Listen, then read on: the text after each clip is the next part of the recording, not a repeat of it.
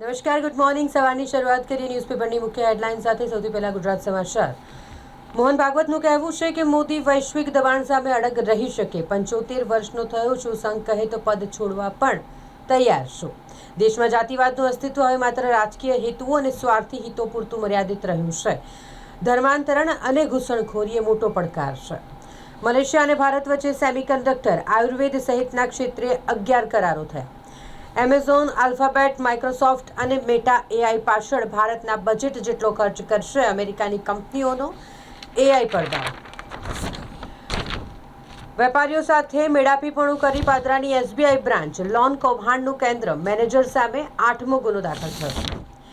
અરિજીત સિંહની સાથે કિશોર કુમાર ઝેન્ઝીના ફેવરેટ ગાયક છે. યુવાઓ મોબાઈલનો સૌથી વધુ ઉપયોગ સંગીત સાંભળવા માટે કરે છે તેવું એક સર્વે પરથી સામે આવ્યું છે.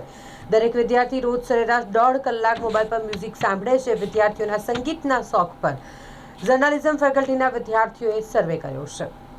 યુનિવર્સિટીના પરીક્ષા વિભાગે ફેકલ્ટીઓ માટે ગાઈડલાઈન જાહેર કરી. હવે દરેક પરીક્ષાના 21 દિવસ પહેલા ટાઈમ ટેબલ જાહેર કરવું પડશે. ગુજરાત અને રાજસ્થાનના વોન્ટેડ ગેંગસ્ટર અનિલને વડોદરા લાવવામાં આવશે. એસએમસીના સાજણ આહિર સાથે સંપર્કો ધરાવતો હતો તે. દુબઈમાં અનિલ પાડિયાની ધરપકડ બાદ તેને ગુજરાતમાં લવાશે. ગુજસી ટોકના ગુનામાં પણ તે ફરાર છે. 2 દુકાનોના બાનાખત કર્યા બાદ 26 લાખની ઠગાઈ કરનાર બિલ્ડરને 2 દિવસના રિમાન્ડ પર મોકલાયો છે. હવે એક નજર દિવ્ય ભાસ્કરની મુખ્ય હેડલાઇન્સ પર. ઉદયપુર અને ગોવાને પણ ટક્કર આપશે નવસારીમાં તૈયાર થઈ રહેલું 250 કરોડના ખર્ચે વેડિંગ કોરિડોર, જે હવે તૈયાર થવાનું છે. અડધા ગામ બનશે નવું વેડિંગ ડેસ્ટિનેશન. ચીકુ કેરીની વાડીઓ વચ્ચે શરણાઈ ગુંજશે. એઆઈ ચેટબોટથી હાઈ રિસ્ક પ્રેગ્નન્સીની ઓળખ શક્ય બની. 3 રાજ્યમાં તેનો ઉપયોગ. આશા એએનએમની કાર્યક્ષમતા વધી છે. રાજસ્થાનના મીરપુરમાં 5 કરોડના ખર્ચે 7 વીઘામાં જહાજ આકારના મંદિરનું નિર્માણ. 14 ફેબ્રુઆરીએ ધ્વજારોહણ થશે. અમેરિકા ભારતને 25% પેનલ્ટી ટેરિફ પરત કરશે. વ્હાઇટ હાઉસનો આદેશ. 27 ઓગસ્ટ 2025 અને 6 ફેબ્રુઆરી 2026 વચ્ચે અમેરિકા દ્વારા ભારતમાંથી આયાત કરાયેલા માલ પર લાદવામાં આવેલી પેનલ્ટી રિફંડ થશે. રાજ્યમાં ગુનાની રીત બદલાઈ. ચોરી, લૂંટ, મર્ડરના 16,440 કેસ સામે સાયબર ફ્રોડના 1.72 લાખ કેસ થયા. Physical crime versus screen crime કહી શકાય. અને ગત વર્ષની સરખામણીએ 2025માં સાયબર ગુના 950 ગણા વધ્યા છે. એસઆઈઆરની વાત કરીએ તો કોર્પોરેટર અજીત દધીચ સહિત ભાજપના કાર્યકર નેતાએ 1689 વાંધા ઉઠાવ્યા. કોંગ્રેસે ઓપરેશન સરકાર ચોરી નામ કમીનું ષડયંત્ર રચ્યું હોવાના પુરાવા રજૂ કર્યા છે.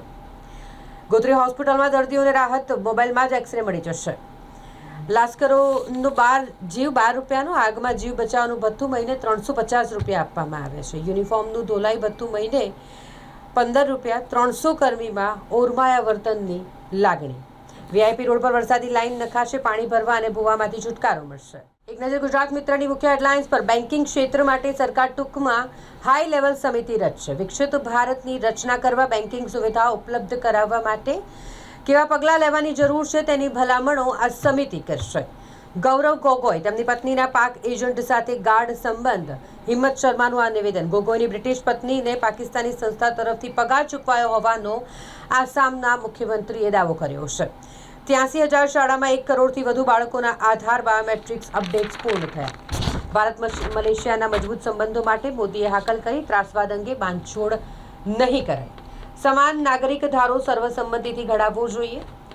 સમાન નાગરિક ધારાને કારણે સમાજમાં વિખવાદ ન થવો જોઈએ.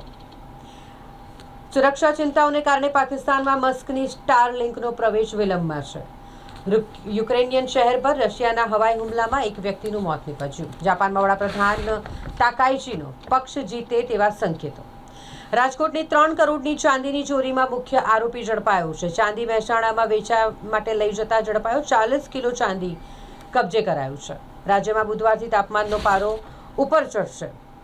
હવે મોબાઈલ પર ખેતી શક્ય છે. હાંસાપોરના ખેડૂતે સ્માર્ટ ક્રાંતિ લાવી છે. એક નજર લોકસત્તા જનસત્તાની મુખ્ય હેડલાઇન્સ પર. ગલવાન અથડામણ પછી ચીને પરમાણુ પરીક્ષણો કર્યા.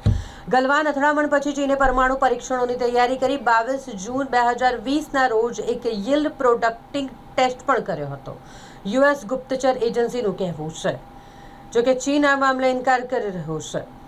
કોઈ બેવડા ધોરણો નહીં, કોઈ બાંધછોડ નહીં. તમિલ ભાષા ભારત મલેશિયાને જોડે છે. મિત્રને આપેલું વચન પાળવા અહીં આવ્યો છું. નરેન્દ્ર મોદીનું આ નિવેદન મલેશિયાની ધરતી પર. બાંગ્લાદેશના સવા કરોડ હિન્દુઓએ એક થવું પડશે, મોહન ભાગવતનું કહેવું છે. મુંબઈમાં આરએસએસની વ્યાખ્યાન શ્રેણીમાં ભાગવતે બાંગ્લાદેશના હિન્દુઓને હાકલ કરી. રશિયાની હોસ્ટેલમાં ખૂની ખેલ, 4 ભારતીય વિદ્યાર્થીઓ સહિત અનેક લોકોને ગંભીર ઈજા પહોંચી. રશિયાની ઉફા યુનિવર્સિટીમાં ભારતીય વિદ્યાર્થીઓ પર ચાકુથી હુમલો કરવામાં આવ્યો. યુએસ પાસેથી ઓઇલ ખરીદવું ભારતના હિતમાં છે, મંત્રી પિયુષ ગોયલનું કહેવું છે. સાજો હોવા છતાં માંદગીનો રિપોર્ટ લખાવવા રેલવે કર્મચારીનું તબીબ સાથે અભદ્ર વર્તન. વડોદરા રેલવે સ્ટેશન નજીક રેલવે હોસ્પિટલમાં ચોંકાવનારી ઘટના બની છે. રેલવે કર્મચારીના વિવાદનો મામલો વકરતા તબીબે ઉચ્ચ કક્ષાએ આ અંગે જાણ કરી. છેલ્લા 25 વર્ષથી નાસ્તો ફરતો વોન્ટેડ આરોપી મધ્યપ્રદેશના અંતરિયાળ વિસ્તારમાંથી ઝડપાયો છે. પત્નીના ક્રેડિટ કાર્ડથી લોન લઈ પતિએ પત્નીને જ કાઢી મૂકી. પરિણીતાની સાસરિયા વિરુદ્ધ પોલીસ ફરિયાદ. સવાના વીર સાવરકર ગાર્ડનમાં બાળકોના રમવાના સાધનો જર્જરિત હાલતમાં છે. ગાર્ડનના શૌચાલયમાં પાણી પણ નથી આવતું. એક નજર સંદેશની મુખ્ય હેડલાઇન્સ પર. સાવલકોટમાં ચિનાબ નદી પર જળ વિદ્યુત પ્રોજેક્ટનું કામ શરૂ કરવામાં આવ્યું. સિંધુનું પાણી બંધ કર્યા પછી પાકિસ્તાનને ભારત તરફથી આ વધુ એક ઝટકો. પાકિસ્તાન હાલ ચિંતામાં છે. ડિજિટલ છેતરપિંડી અને પજવણી રોકવા હેતુ કર્ણાટકમાં 3 વર્ષમાં 250થી વધુ ગેરકાયદેસર લોન એપ્લિકેશન પર પ્રતિબંધ મૂકી દેવામાં આવ્યો છે. ટૂંકા ગાળાની લોન આપી ઊંચા દરે વ્યાજ વસૂલવા માનસિક ત્રાસ અપાતો છેલ્લા 3 વર્ષમાં 17 લોકોએ આપઘાત કર્યો હોય, જેને સરકારે ગંભીરતાથી લીધું અને આ પ્રકારની ગેરકાયદેસર લોન એપ્લિકેશન જેના પર પ્રતિબંધ મુકાયો છે. વિકસિત ભારત માટે દેશની એક મજબૂત બેંકની જરૂર છે. નિર્મલા સીતારમણ તરફથી આ નિવેદન આવ્યું છે. ગલવાનમાં ફેસ ઓફના 7 દિવસ પછી ચીને ગુપ્ત અણુ પરીક્ષણ કર્યું હતું. વર્ષ 2020 ફી મંજૂરી માટે વર્ષ 2025-26ના હિસાબ રજૂ કરવામાંથી ટેકનિકલ કોલેજોને મુક્તિ મળી. રાજકોટમાં સરકારનું આઈ હબ સેન્ટર આવતા જીટીયુનું સેન્ટર અન્ય કોલેજમાં ખસેડવું પડ્યું. રેલવેના 436 એન્જિનો અપગ્રેડ કરી કવચ સિસ્ટમ સાથે જોડાશે. ડીટીયુની એન્ટ્રન્સ 26 એપ્રિલ લેવાશે. આજથી રજીસ્ટ્રેશન શરૂ થઈ ગયું છે. ગુજરાતમાં કાનૂની સહાયમાં પૂરતા નાણાં વપરાયા નહીં, ગરીબોને ન્યાય મેળવવામાં વલખાશે. રાજકોટમાંથી 40 કિલો ચાંદીની ચોરી કરી. મહેસાણામાં વેચવા જતા આરોપી ઝડપાઈ ગયો છે. T20 વર્લ્ડ કપ તારીખ 9થી 18ની મેચોને લઈને વાહન વ્યવહાર માટે રસ્તા બંધ કરાયા છે. મોદી સ્ટેડિયમ ગેટ થઈને મોટેરા ગામ ટી સુધીનો રસ્તો બંધ કરવામાં આવ્યો છે.